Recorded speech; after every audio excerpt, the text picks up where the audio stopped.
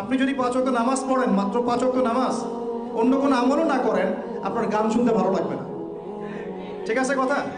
আর নবী সাল্লাল্লাহু আলাইহি ওয়াসাল্লাম কোনোদিন কোনো পাপ করেনই নাই, তার সমাজের এত জাহিলিয়াত তার কাছে ভালো লাগবে কিভাবে? এই জন্য তিনি হেরা গুহায় যেতেন। আপনি কি বুঝতে পারছেন কথা?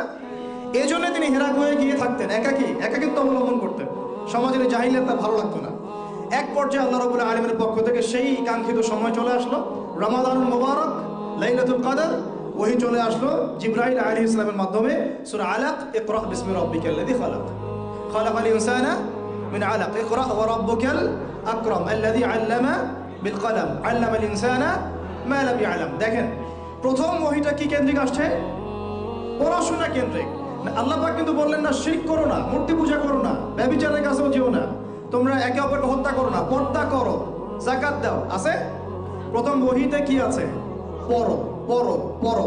এটাই আমরা বলি ইয়াং জেনারেশনকে, যদি আমরা চাই যে আমাদের সোসাইটি, আমাদের নেশনটাকে পরিবর্তন করতে, লেখাপড়ার এবং জ্ঞানতাত্ত্বিক বিপ্লবের কোনো বিকল্প নেই।